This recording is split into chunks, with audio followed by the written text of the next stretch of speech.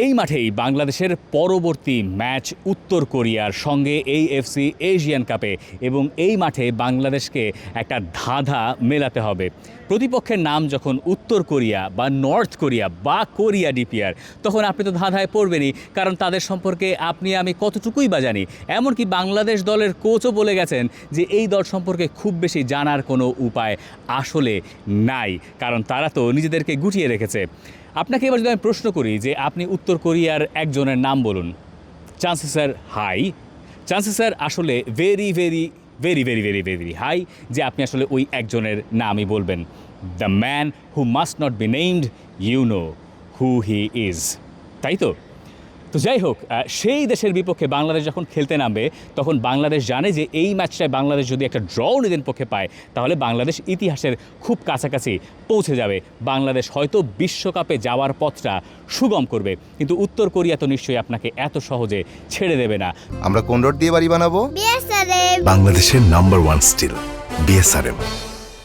2010 সালের পর আবারও এশিয়ান কাপে ফিরেছে এই উত্তর কোরিয়া। শুনে আপনার কাছে মনে হতে পারে তাহলে মাঝের সময় তারা কেন কোয়ালিফাই করতে পারে নাই, তার মানে তো এই দেশটা ফুটবলে অত ভালো নয়। তাহলে বলি আপনাকে, 2001 থেকে 2008 পর্যন্ত 3 বার এই এশিয়ান কাপের চ্যাম্পিয়ন হয়েছে উত্তর কোরিয়া। এবার আরেকটু বলি, 2010-এর পরে যখন থেকে তারা আর এই টুর্নামেন্টে অংশ নেয় না, সেবারও তারা ফাইনাল খেলেছিল এবং ফাইনাল তারা হেরেছিল এই স্বাগতিক অস্ট্রেলিয়ার কাছে। তাহলে এরপরে তারা কেন এশিয়ান কাপে আর অংশ নিল না?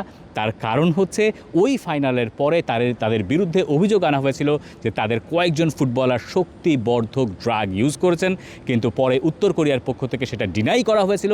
তারা জোর দিয়ে বলেছিল যে তাদের ক্ষেত্রে এমন কিছু ঘটে নাই, বরং ফিফা সার্টিফাইড যেসব মেডিসিন সেগুলোই তারা ফুটবলারদেরকে দিয়েছে এবং অ্যাথলেটরা সেসব নিয়েই খেলতে নেমেছিলেন।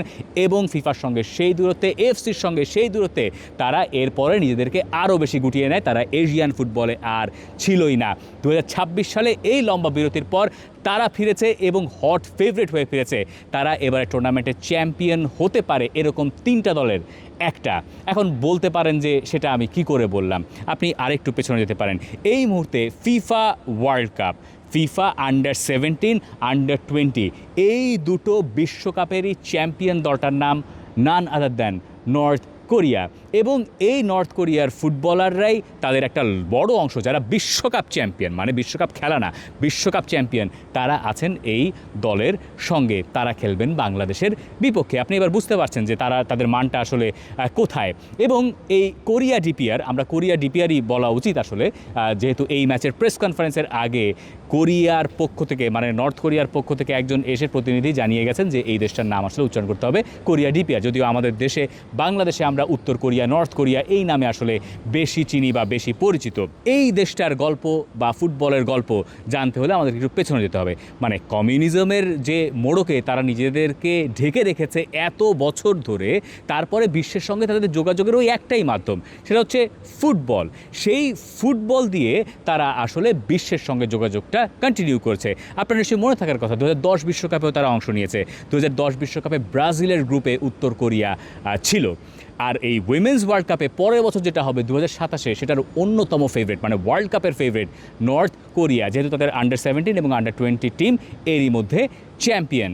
এবং এই ফিফা উইমেন্স ওয়ার্ল্ড কাপ যখন থেকে শুরু হয়, মানে 86 সালে যখন প্রথম প্রস্তাবনাটা আসে, 91 সালে গিয়ে সেই বিশ্বকাপ আলোর মুখ দেখে, সেই সময় যে কটা দেশ বলেছিল আমরা উইমেন্স ওয়ার্ল্ড কাপ করতে চাই, তার ভেতরে একটা দেশ ছিল, প্রথম দেশটাই ছিল আসলে এই north Korea.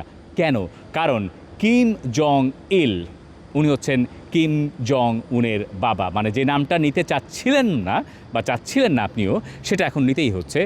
The man who must be named, Kim Jong Il, তিনি ছিলেন ফুটবলের ভক্ত এবং তিনি চেয়েছিলেন উইমেন্স ফুটবলের উন্নতি। সে কারণে তিনি স্কুলের বাচ্চাদেরকে ফুটবলে উদ্বুদ্ধ করতেন এবং স্কুল থেকেই মেয়েরা, ছেলেরা ফুটবলার হিসেবে গড়ে ওঠার ওই স্বপ্নটা দেখত। ফুটবল ছিল তাদের অন্যতম সম্মানের পেশা, এখনও সেটা আছে। এই ধারাবাহিকতায় 2001 থেকে 2008 পর্যন্ত তারা এশিয়ায় 3 বারে চ্যাম্পিয়ন হয়েছে। তারপরে তো তাদের ওই ডোপিং কাণ্ড এবং তারপর তাদেরকে নিজেদের গুটিয়ে নেওয়া, এরপর তারা আবার ফিরেছে আবার রাজার বেশে, রানীর বেশে। যাই হোক, তাদের মেন্স ফুটবল টিমের সঙ্গে বাংলাদেশেরও খেলা হয়েছে, যদিও সেটা ন্যাশনাল টিম নয়, সেটা ক্লাব ফুটবলে। ধরুন 2019 সালে ঢাকার জাতীয় স্টেডিয়ামে আবাহনী ভার্সেস এপ্রিল 24 5। এই দুই ক্লাবের খেলা হয়েছিল এএফসি কাপের ইন্টারজোনাল সেমিফাইনাল প্লে অফে, যে ম্যাচে বাংলাদেশের আবাহনী, ওই সময়ের চ্যাম্পিয়ন, তারা হারিয়ে দিয়েছিল ওই এপ্রিল 25-কে। পরের লেগে গিয়ে তারা আবার 2-0 গোলে হেরে যাওয়ায় তাদের আর পরের রাউন্ডে প্রোগ্রেস করা হয়নি, না হলে হয়তো আবাহনী সেবার ফাইনাল খেলতে পারতো। আবাহনীর চ্যালেঞ্জ ছিল উত্তর কোরিয়ায় গিয়ে খেলাটা একটা চ্যালেঞ্জ, সেটা তাদের চ্যালেঞ্জ ছিল। কিন্তু এই জায়গায় বাংলাদেশের চ্যালেঞ্জ তো সেটা নয়, নিউট্রাল ভেন্যুতে খেলা হবে।